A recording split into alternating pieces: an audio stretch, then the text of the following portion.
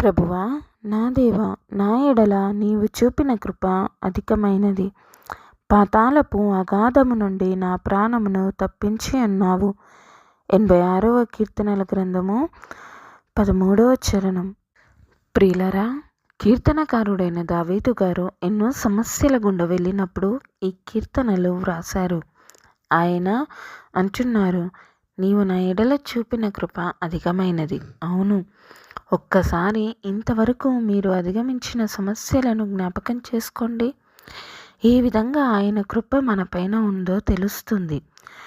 మనం దాటిన శ్రమలు తలుచుకుంటే ఇంతటి పాతాళపు అగాధము నుండి మన ప్రాణమును ఎలా తప్పించారో గుర్తొస్తుంది. అవును, అనారోగ్యం, ఆర్థిక ఇబ్బందులు, ఉద్యోగ సమస్యలు, కుటుంబ సమస్యలు ఏదైనా మనం ఇదివరకు పొందుకున్న ఆయన కృపను బట్టి నిరీక్షణ కలిగి ఉండండి. ఇదివరకే మనలను పాతాళపు అగాధం నుండి మనలను రక్షించిన దేవుడు ఇప్పుడున్న సమస్యల నుండి తప్పించడా? కావున ముందు తన కృపను బట్టి ఆయనను స్తుతించి, ఎలాంటి పాతాళపు అగాధం నుండి కాపాడినవాడు అనేది ఒక్కసారి జ్ఞాపకం చేసుకొనండి. కావున ఏ సమస్య నుండి కూడా కాపాడును అనే విశ్వాసంతో ముందుకు సాగండి.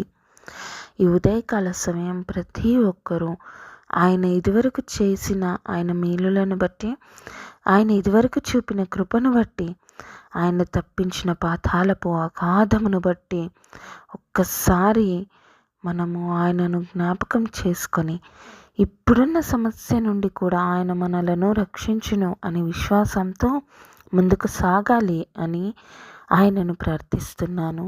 ఆమెన్. Praise the lord.